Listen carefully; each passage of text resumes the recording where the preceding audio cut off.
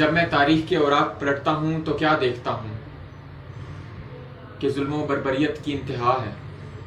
لوگ جہالت کی اندھا دھند داستانوں میں گم ہیں۔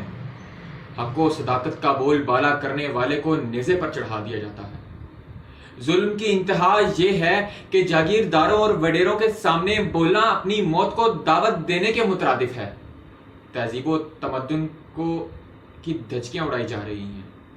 جناب صدر، میں ورطۂ حیرت میں مبتلا ہو جاتا ہوں کہ یہ نظام کائنات کیسے چل رہا ہے جہاں ظالم ظلم کی انتہا کر دیتا ہے اور مظلوم کی سسکیاں تک سنائی نہیں دیتی، جہاں اقتدار کی ہوس میں لوگوں کی عزتیں پامال کر دی جاتی ہیں۔ جناب صدر، قصہ اس مسیحی جوڑے کا جس کو جلا دیا گیا، قصہ اس بلوچی بچے کا جس کو مروا دیا گیا، قصہ اس سپاہی کا جس نے قانون پر عمل درآمد کروانا چاہا لیکن دن دہاڑے اسے گاڑی سے کچل دیا گیا، اور جب یہ کیس عدالت میں پہنچا تو وہی جس کی توقع کی جاتی ہے۔ صدر علی وقار، اس قوم کے مزدور کی سوچ یہ ہے کہ بغیر محنت اسے مزدوری مل جائے۔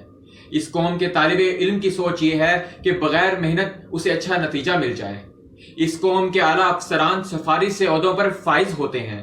اس قوم کے اعلیٰ حکمران ظلم و زیادتی اور تشدد سے اقتدار چھینتے ہیں۔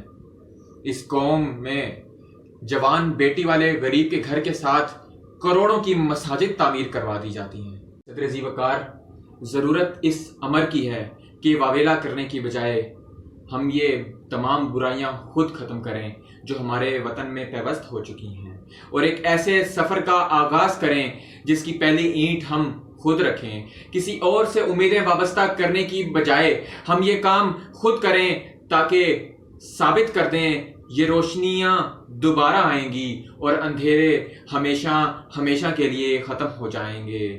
کب تلک خون بہے گا میرے دریاؤں میں، کب تلک ہوائیں گلہائے چمن لٹیں گی، کب تلک ابر گلابوں پہ لہو چھڑکے گا، کب تلک شاخے گلستہ کی رگیں پھوٹیں گی، کونپلیں اب بھی نہ پھوٹیں گی تو کب پھوٹیں گی۔ شکریہ۔